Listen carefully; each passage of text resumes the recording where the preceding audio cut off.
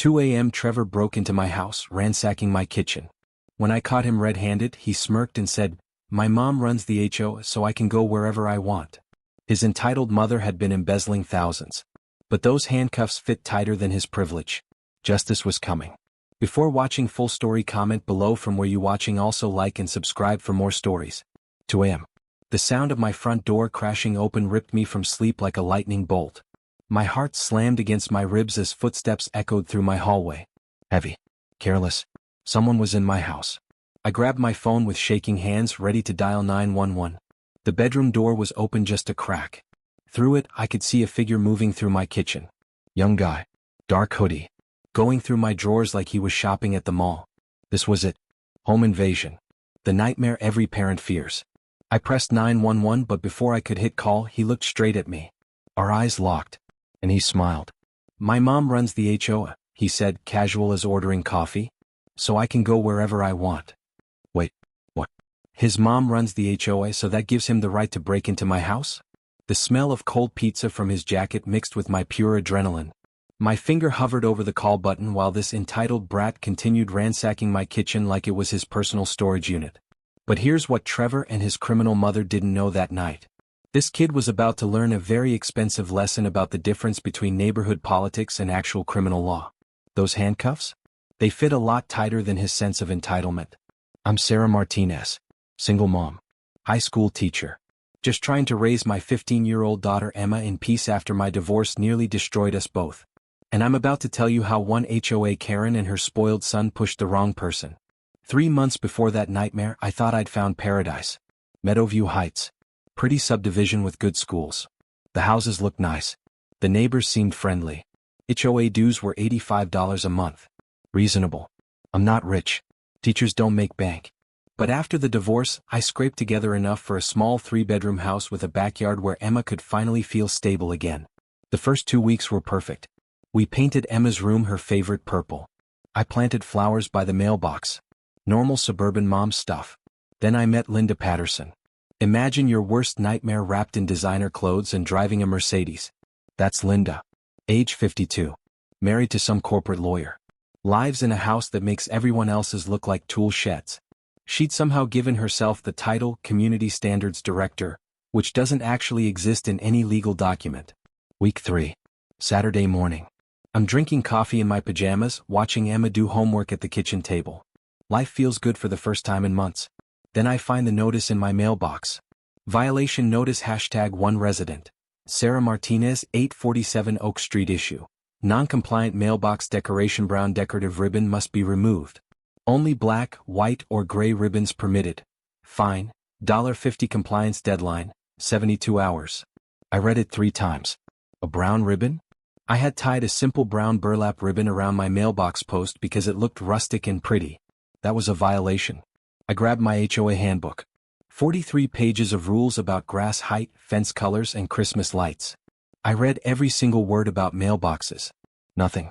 Not one word about ribbon colors. I called the HOA number. It rang twice.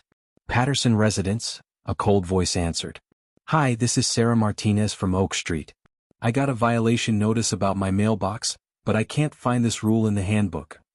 I've been managing community standards for 14 years, Ms. Martinez. I think I know what's appropriate." "I'm sure you do, but could you show me where?" Click. She hung up on me. My coffee suddenly tasted like anger. The next morning, another notice. Violation notice #2 excessive lawn ornament display garden gnome must be removed. Fine. $35. 1 gnome. Emma had picked it out at the hardware store because it made her smile. It was the first thing that made her smile after the divorce. And this woman wanted it gone. That's when I noticed the daily patrol. Every morning at 7:30 a.m., Linda's black Mercedes crawled past my house at exactly 10 miles per hour while she held her phone against the passenger window, taking pictures. "Mom, why does that mean lady keep taking pictures of our house?" Emma asked at breakfast, her voice small and scared. "Great question, baby. I wish I had a good answer." My neighbor Mrs. Chin, a sweet 68-year-old grandmother, pulled me aside during one of Linda's surveillance runs. "She's marked you," Mrs. Chin whispered, her wrinkled hand gripping my arm. "The family who lived here before you? Young couple with a new baby. Linda tortured them with violations until they sold the house at a loss and left. They couldn't take it anymore. What? What did they do wrong? They ask questions. Just like you're doing now. The fear in Mrs. Chen's eyes told me everything. This woman had terrorized the entire neighborhood into silent obedience. But I didn't know yet that Linda's power trips were just the beginning. Her 19-year-old son Trevor had been watching Mommy's reign of terror his whole life. He'd learned that Pattersons don't follow rules. Other people follow rules.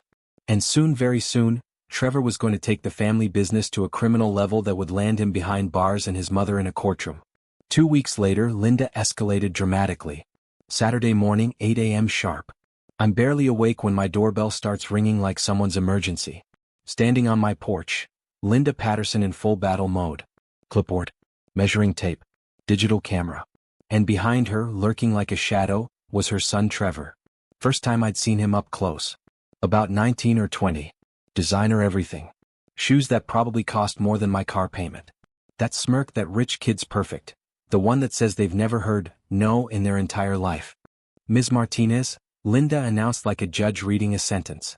I'm conducting routine property compliance inspections today. Routine inspections? I crossed my arms. Since when? Community standards require regular assessment. Trevor snickered. Nice pajamas, lady. I'd done my homework after those first violations. Spent hours reading HOA law forums and legal websites. Most HOAs can only inspect common areas and what they can see from public streets. Private property inspections require specific written authorization. Show me where in the bylaws it says you can inspect private property, I said calmly. Linda's smile could cut glass. General maintenance clause gives me authority. Which section exactly? She ignored me and marched around my yard like she owned it. Trevor followed, making snide comments about my rental-grade landscaping, and pointing out every tiny imperfection. The measuring tape came out. The camera started clicking. That metallic taste of anger filled my mouth. Violation 1, Linda announced dramatically. Trash cans visible from street. My trash cans were hidden behind my fence. You'd need binoculars to see them. Violation 2, garden hose improperly stored. The hose was coiled perfectly against the house. Violation 3, window screens show excessive wear. They were 8 years old. Normal wear. Violation 4, driveway oil stain exceeds acceptable parameters. A spot the size of a quarter from the previous owner's car. All right, stop. I stepped between Linda and my front door. Show me the exact bylaw that gives you inspection authority, or get off my property. Trevor perked up like I'd insulted his mother's cooking. You can't talk to her like that. She runs this place. No, she doesn't. She's a volunteer on a committee, not the Queen of England. Linda's face went nuclear red. How dare you? Show me in writing. Right now. Or leave. The silence stretched like a rubber band about to snap. A lawnmower buzzed 2 streets over. Finally, Linda spun on her heel. You'll be hearing from the board about this. Formal proceedings will be initiated. Trevor lingered, taking photos of my electrical meter with his phone. Then my license plate. Building some kind of file. You have no idea who you're messing with, he said, that prep school smirk still plastered across his face. Yeah. Well, you're about to learn about trespassing laws if you don't leave. He laughed. Actually laughed. We'll see about that. That evening my phone rang. City Code Enforcement. Ms. Martinez, we received a complaint about unlicensed electrical work at your address. We need to send an inspector Monday morning. My blood pressure spiked. What complaint? Anonymous tip. Someone reported unauthorized electrical modifications. I'd been doing some perfectly legal home repairs. Replacing outlets. Installing a new ceiling fan. All within code. All within my rights. But someone had been watching. Monday morning the city inspector showed up. Nice guy. Spent an hour examining everything with a fine-tooth comb. Everything looks perfect, he said, signing his report. Whoever called this in either doesn't know code or was just trying to cause trouble. Can you tell me who made the complaint? He shrugged. Anonymous tips stay anonymous. But between you and me? This is the 4th complaint we've gotten about this address in 3 weeks. Same caller every time. For complaints in 3 weeks about a house I'd lived in for barely a month. Someone was playing a much bigger game than petty HOA violations. After that inspection disaster, the violation notices started pouring in like junk mail. Every 2 or 3 days, a new notice. Each more absurd than the last. Tuesday, seasonal decorations out of season. My crime? A small American flag by my front door. Apparently patriotism expires. Thursday, unauthorized vehicle modification. She was nitpicking my aftermarket floor mats visible through my car window. Saturday, noise violation during restricted hours. I'd used my electric drill at 10 a.m. to hang a picture frame. Each notice carried escalating fines. $50. Then $75. Then $100. She was testing my breaking point. I fought back with documentation. Photos of every notice. Timestamps. Detailed logs of Linda's drive-bys. I even started recording our phone calls. My state has single-party consent laws. Here's something I learned. HOAs are supposed to provide formal hearings before enforcing fines. Basic due process. They can't just demand money without giving you a chance to defend yourself. So I filed formal disputes for every single violation. The responses were masterpieces of bureaucratic nonsense. Your dispute has been forwarded to the board for review. When's the hearing? Pending board meeting schedule. When's the next meeting? Further notice will be provided. I called the HOA management company. The board hadn't met in 7 months. Linda kept canceling meetings, claiming scheduling conflicts. She was running a dictatorship with zero oversight. That's when Mrs. Chin knocked on my door one afternoon, clutching a stack of papers with shaking hands. "Sarah, you need to see this." She'd been saving violation notices from other residents. Notices that never made it to the HOA management company. Linda had the mail carrier, who happened to be her cousin, misplace dispute letters before they reached anyone who could help. "She's been doing this for years," Mrs. Chin whispered, "making it impossible for people to fight back." That's when I realized Linda wasn't just power-hungry. She was running a systematic fraud operation. I started meeting with other neighbors in secret. Mrs. Chin. Mr. Patel, a retired accountant. Janet Rodriguez from Legal Aid. Our little resistance cell was forming. "Sarah," Janet said during one of our meetings, her voice serious. "Homeowners have constitutional due process rights before fines can be enforced. If there's no functioning board and she's tampering with mail, those fines are legally meaningless." But then Mr. Patel dropped a bomb. I requested HOA financial records. Public documents. It took 3 weeks and a lawyer's letter, but I got them. He spread bank statements across my kitchen table. Monthly dues collected, about $6,600 from 78 homes. Legitimate expenses, maybe $2,000 for landscaping, insurance, utilities. The missing money? He pointed to a number. $52,000 in just the past 2 years. My stomach dropped. Where did it go? Patterson Property Services. Linda's fake consulting company. She's been billing the HOA for services that don't exist. "Look at these," Janet added, showing me invoices. $1,800 monthly for community standards enforcement. $3,000 for compliance monitoring. $2,500 for administrative oversight. All going to Linda's shell company. We spent weeks building our case. Bank statements. Fake invoices. Proof that Linda had embezzled over $50,000 from our community. But while we were building our legal case, Trevor was escalating to actual crimes. My newly installed security cameras caught everything. Day 1, Trevor testing my back door handle while I was at work. Day 3, him cupping his hands against my kitchen window looking inside. Day 5, 40 minutes of him trying to pick my lock with what looked like a credit card. "He's planning something," Mr. Patel said, reviewing the footage. "He's leaving that screwdriver hidden in your flower bed. He's coming back." I called the police with the videos. "This is felony-level behavior," Officer Chin said, studying my laptop screen. "But for burglary charges we need him to actually enter. Keep those cameras rolling. The moment he crosses that threshold, we've got him." The breaking point came fast. Linda sent me a notice on official letterhead, hand-delivered by Trevor himself. Intent to file property LA outstanding fines. $1,438 payment required within 30 days to avoid foreclosure proceedings. I stared at that paper until my eyes burned. This psychopath was coming for my house. The only stable thing Emma had after our family fell apart. Emma found me at the kitchen table at midnight, still holding that threat. "Mom, are you okay? How do you tell your 15-year-old that some neighborhood lunatic might steal her home?" "Just HOA stuff, sweetie.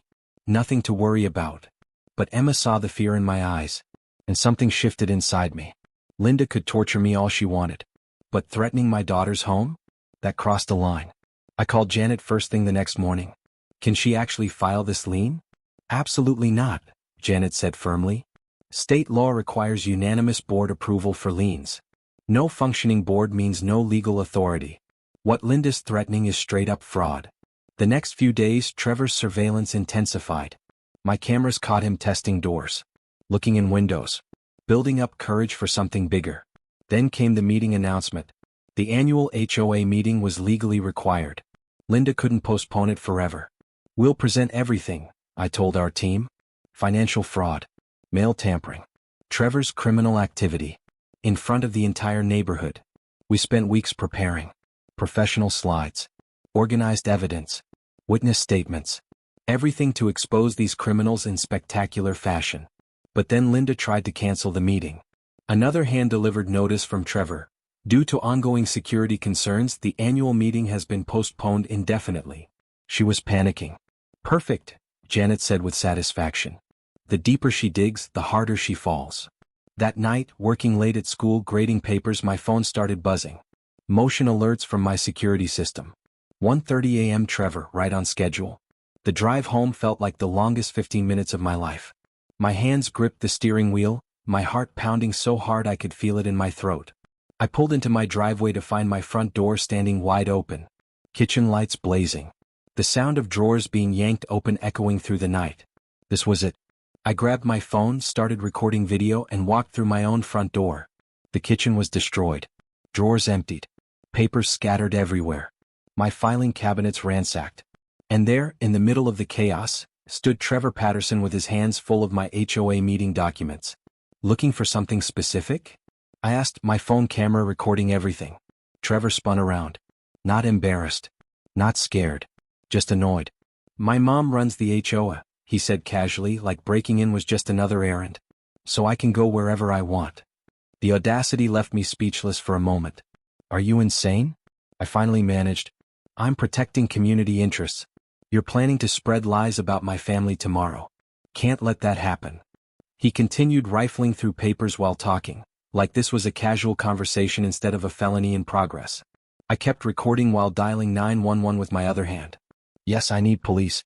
I have an intruder in my home actively committing burglary. Trevor finally looked up. Seriously? You're calling cops? My mom's going to destroy you for this. Your mom's not here. But the police will be in about 5 minutes. Something shifted in Trevor's face. For the first time in his privileged life, consequences became real. You can't arrest me, he said, but his voice cracked. This is a misunderstanding. I thought you were having a break-in, so I came to help. By ransacking my kitchen and stealing documents? I was looking for evidence of the real burglary. Blue lights started flashing through my windows. Police? Anyone inside? In the kitchen. I called out. Homeowner Sarah Martinez. The burglar is still here. 2 officers entered, hands on weapons, taking in the scene immediately. Destroyed kitchen. Scattered papers. One very guilty-looking rich kid holding stolen documents. Sir, step away from those papers and put your hands where we can see them, Officer Chin commanded. Trevor's prep school arrogance made one final appearance. Do you know who my mother is? She runs this entire neighborhood. You can't just. Hands behind your back. Now. The sound of handcuffs clicking shut was the most beautiful sound I'd ever heard. Trevor Patterson, you're under arrest for breaking and entering, burglary in the first degree, and destruction of property. You have the right to remain silent. This is bullshit. Trevor screamed as they walked him toward the door. My mom's going to sue all of you. She owns this place. His voice echoed through the night as they loaded him into the patrol car, still ranting about imaginary immunity and his mother's non-existent power over law enforcement. As the patrol car pulled away, I stood in my destroyed kitchen and felt something I hadn't experienced in months. Tomorrow's HOA meeting was going to be very interesting. Friday night, 7 p.m. sharp. The Meadowview Community Center was packed beyond capacity. Standing room only. Word about Trevor's arrest had spread like wildfire. Everyone wanted front row seats to this reckoning. The air was electric. The smell of burnt coffee from the ancient machine mixed with nervous energy as residents filed in, clutching years of bogus violation notices. A local newspaper reporter sat in the front row with her photographer. This wasn't just neighborhood drama anymore. This was news. And there, sitting alone in the very front row like she was attending her own execution, was Linda Patterson. Designer suit. Perfect makeup. Clutching her leather portfolio. She looked like she'd aged 5 years overnight. "Good evening, everyone," I began, my voice carrying clearly through the packed room. "I'm Sarah Martinez, and 3 months ago, I moved here thinking I'd found a peaceful place to raise my daughter." Murmurs of agreement rippled through the crowd. "Instead, I discovered a criminal conspiracy that's been systematically robbing every family in this community." I clicked to my first slide. Bank statements. Financial records. All the evidence Mr. Patel had organized. "Ladies and gentlemen, your HOA president has embezzled over $52,000 in community funds." The gasp that went up sounded like air being sucked from the room. Linda shot to her feet. "This is outrageous. I will not sit here and listen to these lies." "Sit down, Linda," called out Mrs. Chin from the back. "Let her speak." I clicked through slide after slide. Fake consulting fees. Phantom repair contracts. Inflated bills to shell companies Linda controlled. "But the money wasn't enough," I continued. When residents asked questions, Linda launched harassment campaigns. Bogus violations. Illegal inspections. Mail tampering. More slides. Photos of violation notices for imaginary infractions. Documentation of Linda's surveillance. Recorded phone calls where she threatened retaliation. And when harassment wasn't enough, she escalated to criminal behavior. Last night, her son Trevor broke into my home and attempted to steal evidence of these crimes. I played the video on the projection screen. Trevor caught red-handed in my kitchen, explaining how his mother's HOA position gave him breaking and entering privileges. The crowd erupted. Angry shouts. Demands for justice. Linda tried to interrupt. "Trevor has issues. He wasn't acting on my behalf." "Really?" I clicked to the next slide. "Because his text messages tell a different story." Screenshots filled the screen. Messages between Linda and Trevor. Plans for the break-in. Instructions about what documents to steal. Linda's explicit approval. "These are private communications." Linda shrieked. "You can't use those. They're evidence in a criminal investigation," I replied calmly. That's when Detective Williams stood up from his seat in the back. "Ladies and gentlemen, I'm Detective Williams with the County Financial Crimes Unit. Based on evidence presented to our department, we executed a search warrant on the Patterson residence this morning." The room went dead silent. "We recovered additional evidence of embezzlement, mail fraud, and conspiracy. Mrs. Patterson, you need to come with us for questioning." Linda completely lost control. "This is persecution," she screamed, her voice cracking. "You ungrateful people have no idea what I've sacrificed. I built this community. I made your property values what they are." She was pointing wildly at the crowd, spit flying. "You're all just jealous because I had the courage to maintain standards while you let everything go to hell."